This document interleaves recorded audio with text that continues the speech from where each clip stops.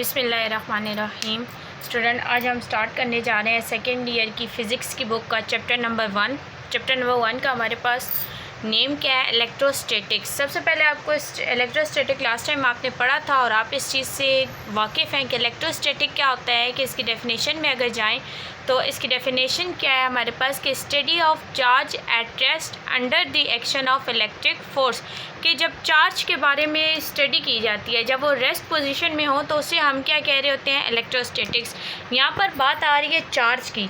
Charge से आपको पता है कि चार्ज क्या होता है हमारे पास। चार्ज पे अगर बात करें तो चार्ज कोई भी आप कह लें कि किसी भी बॉडी की वो प्रॉपर्टी होती है या किसी भी चीज़ की वो प्रॉपर्टी होती है जो दूसरी चीज़ को अट्रैक्ट या रिपेल करे। जैसे कि आपको मैं चार्ज की डेफिनेशन डीपली समझाने में जाऊँ तो आपके पास एक चार्ज है Q1 और एक आपके पास चार्ज है Q2। ये आप दो चार्जेस ले रहे हैं, ठीक है।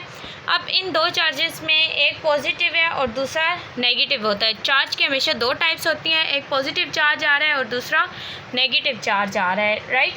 अब पॉजिटिव और नेगेटिव चार्ज है। जब हमारे पास सेम चार्जेस होते हैं, सेम जब चार्जेस आ जाते हैं, सेम चार्जेस यानी कि पॉजिटिव और पॉजिटिव आ जाए या नेगेटिव और नेगेटिव आ जाए, तो वो एक दूसरे को क्या करते हैं? रिपेल करते हैं, ठीक है। एक दूसरे को दूर करते हैं, वो एक दूसरे के करीब कभी भी नहीं जाते, ठीक है। सेम जबकि ऑपोजिट चार्ज अगर आ जाएं हमारे पास, ऑपोजिट चार्जेस जब हमारे पास आ जाएं तो वो एक दूसरे को क्या करते हैं? अट्रैक्ट करते हैं। जैसे कि पॉजिटिव और नेगेटिव आ जाए तो वो आपस में क्या करेंगे? अट्रैक्ट करेंगे। अब जब भी दो चार्जेस की हम बात करते हैं तो वहाँ पर उस पर क्या होता है कि कोई ना कोई फोर्स अप्लाई होती है। कैसे फोर्स अप्लाई हो रही होती है कि ये जो दो चार्ज है, ये जो चार्ज है पॉजिटिव, ये इस तरफ नेगेटिव पे फोर्स लगाएगा और जो नेगेटिव है वो किस पे लगाएगा?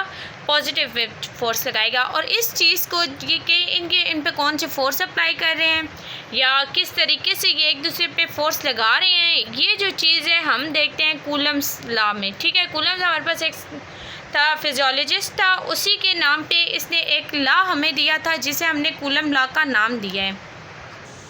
कूलम्स लॉ की अब डेफिनेशन सबसे पहले मैं आपको एक्सप्लेन करती हूँ। डेफिनेशन के साथ इसे ड्राइव करना में मैं आपको बताऊंगी कि किस तरह होता है। कूलम्स की डेफिनेशन में अगर आप आएँ तो डेफिनेशन इसकी क्या है? The force between two point charges is directly proportional to the product of magnitude of charges. पहले यहाँ तक हम बात करते हैं, ठीक है। कि एक फोर्स है आपके पास, एक चार्ज है आपके पास Q1, दूसरा चार्ज है आपके पास Q2। ये जो चार्ज है इस तरह से फोर्स लगा रहा है और ये इस तरफ से ये फोर्स आ रही है, ठीक है। सबसे पहले क्या आ रहे हैं कि दो पॉइंट चार्जेस हैं, इन पे लगाई जाने वाली फोर्स इनके डायरेक्टली प्रोपोर्शनल है।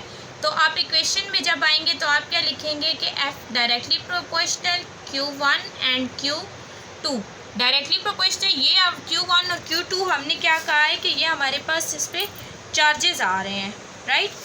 आगे नेक्स्ट डेफिनेशन इसी के नेक्स्ट पार्ट पे आए थे। And inversely proportional to square of the distance between them. ये देखें, यहाँ से यहाँ तक जो डिस्टेंस है R है, ठीक है। अब यहाँ से यहाँ तक भी डिस्टेंस हमारे पास क्या है? R है। तो वो कहते हैं कि फोर्स जो है वो इन्वर्सली प्रोपोर्शनल आ रही है इसके डिस्टेंस के स्क्वायर के। जब R और R का हम दोनों का जब स्क्वायर लेंगे तो हमारे पास क्या आ जाएगा? R का स्क्वायर। क्लियर यहाँ तक? अब हम इक्वेशन 1, इसे हम इक्वेशन 1 का नाम दे देते हैं और इसे हम इक्वेशन 2 का। अब हम इन दोनों को कहते हैं कि कंबाइन लिखें अगर हम तो। सो F डायरेक्टली प्रोपोर्शनल क्या आ जाएगा? Q1 by Q2 by R square. यहाँ तक आपके आ जाएगा, ठीक है। यह आपके पास आ गया हमारे पास के डायरेक्टली प्रोपोर्शनल किसके है? चार्जेस के, दोनों चार्जेस के, और इन्वर्सली प्रोपोर्शनल है उसके स्क्वायर के। अब जब हम डायरेक्टली प्रोपोर्शनल का साइन ख़त्म करेंगे तो हमारे पास यहाँ पर हम लिख देंगे K कांस्टेंट। ये डायरेक्टली प्रोपोर्शनल का हमने साइन ख़त्म किया तो हमने क्या लिख दिया? K constant.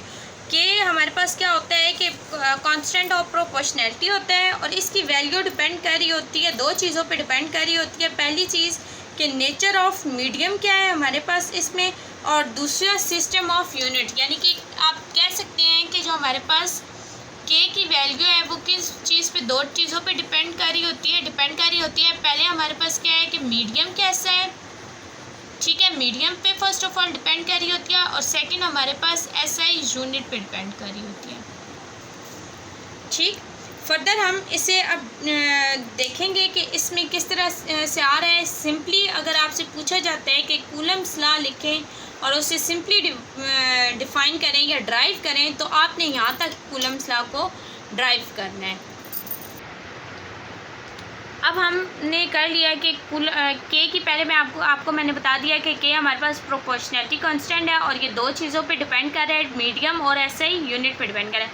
अब के की एक वैल्यू होती है, ठीक है, के की हमारे पास क्या वैल्यू हो रही होती है, हमारे पास के की वैल्यू इज इक्वल टू आती है, k is equal to 1/4 pi epsilon naught. इसे एप्सिलॉन नॉट भी कहते हैं और परमिटिविटी का साइन भी कहते हैं। ठीक है, ये हमारे पास क्या आ रही है, के की वैल्यू आ रही है। ये के की वैल्यू हम यहाँ पर पुट कर देंगे। सो एफ इज इक्वल टू 1/4 पाई। अब इसे आप चाहे परमिटिविटी कहें, एब्सोल्यूट ज़ीरो कहें, या फिर आप इसे एप्सिलॉन कह दें। ठीक है, सो Q1 Q2 bye are square. ये यहाँ तक हमने इसे कूलम्स लॉ या हमने डिवाइड कर दिया है। ठीक है, ये हमारे पास ये यहाँ तक जो सारा मैंने ड्राइव किया है, ये आपके कूलम्स लॉ में आता है। अब हम देखेंगे कि थ्रू वेक्टर क्वांटिटी के अगर हम वेक्टर का करें कूलम्स लॉ डिफाइन, तो उसे हम किस तरीके से करेंगे।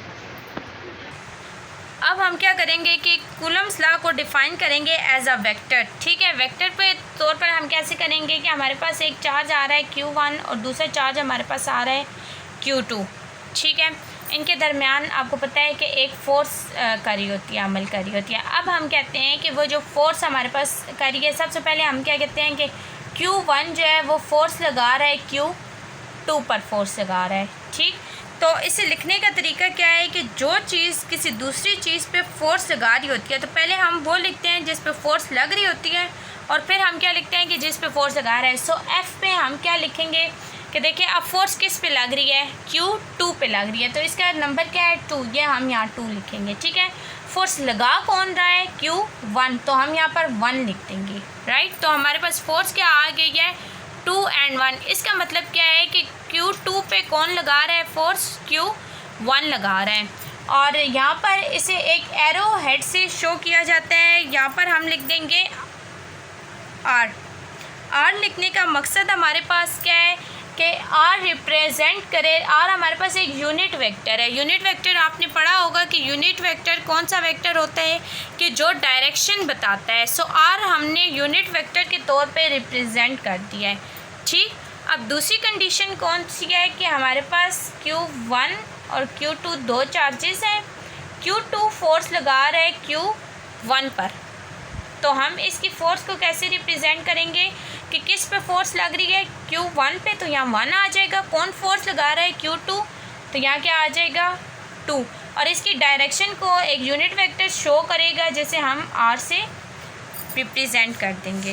राइट, यहाँ पर हमने R जो रिप्रेजेंट किया है, ये हमारे पास क्या है कि हम फोर्स को रिप्रेजेंट करें कि कौन सा वाला किस पे फोर्स लगा रहा है।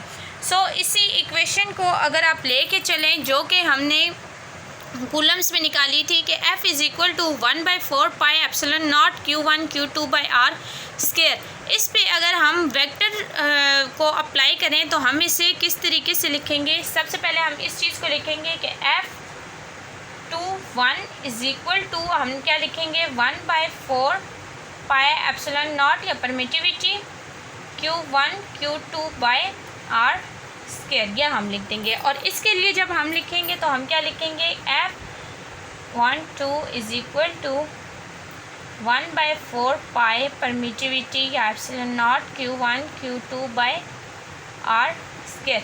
ये हमने इस चीज़ को ये हमने सिंपल कूलम्स लॉ को किया था। और ये जब हमने कहा है कि जब हमारे पास वेक्टर क्वांटिटी आ जाए या फोर्स लगा रहा हो कोई एक, तो वेक्टर्स को शो करने के लिए हम इस तरीके से इसे शो करते हैं। और हम कहते हैं कि हमारे पास जो F12 आ रहा है और F21 आ रहा है, ये दोनों एक दूसरे के इक्वल आ रहे हैं। ये देखिए ये दोनों एक दूसरे के इक्वल है, सिर्फ फ़र्क क्या है कि ऑपोजिट डायरेक्शन है। तो हम क्या करेंगे कि इसे लिख देंगे F12 is equal to F21, लेकिन हम 21 के साथ क्या लगा देंगे माइनस लगा देंगे। माइनस लगाने का हमारा मकसद क्या है कि हम शो कर सके कि हैं तो ये सेम, लेकिन इनकी डायरेक्शन क्या है, ऑपोजिट है। तो ऑपोजिट डायरेक्शन के होने की वजह से हमने इसमें क्या ऐड कर दिया है, माइनस लगा दिया है, राइट।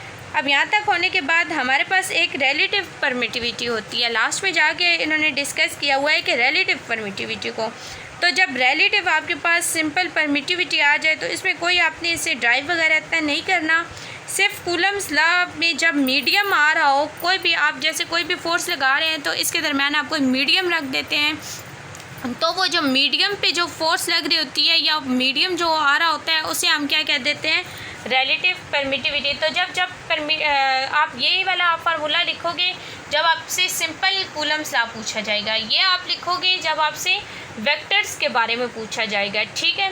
ये दोनों कंडीशन आपने वेक्टर्स के बारे में लिखनी है। लेकिन जब आपको कह दें कि थ्रो अ मीडियम, कि जब आपके मिड में कोई मीडियम आ गया है तो आप क्या करेंगे, तो मीडियम के लिए आपने इसका फार्मूला यही लिखना है, आपने यही वाला फार्मूला रिपीट करना है। सिर्फ होगा क्या कि एप्सिलॉन नॉट के साथ, यानी कि एप्सिलॉन नॉट के साथ हमने रिलेटिव परमिटिविटी लिख देना है। सो 1/4 पाई एप्सिलॉन नॉट और एप्सिलॉन आर का क्या है कि ये आपके पास ज़ीरो जो आ रहा है ये आपके पास एब्सोल्यूट ज़ीरो का, ये आर आपके पास रिलेटिव परमिटिविटी है, और Q1 Q2 bye are square.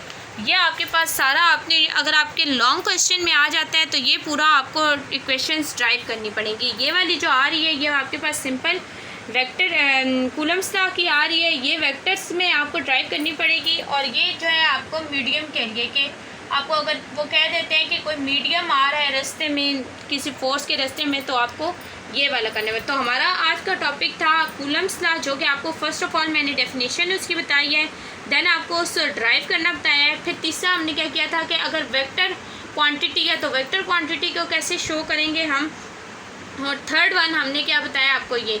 और आप जब वेक्टर क्वांटिटी शो कर रहे हैं तो आप अगर डायरेक्शन शो कर रहे हैं तो आपको यहाँ पर साथ लिखना पड़ेगा आर, और डायरेक्शन ये 2 1 है तो यहाँ पर आर के साथ आपको 2 1 लिखनी पड़ेगी, और यहाँ पर आर के साथ आपको 1 2 लिखना पड़ेगा। आर आपकी किस यूनिट वेक्टर को रिप्रेजेंट कर रहा है और डायरेक्शन को रिप्रेजेंट कर रहा है। काइंडली मेरा चैनल भी सब्सक्राइब करें ताकि आपको जो नेक्स्ट लेक्चर है वो मिल सके, और इस लेक्चर से आपको जो भी क्वेश्चन पूछने हों आप मुझसे पूछ सकते हैं। Thank you.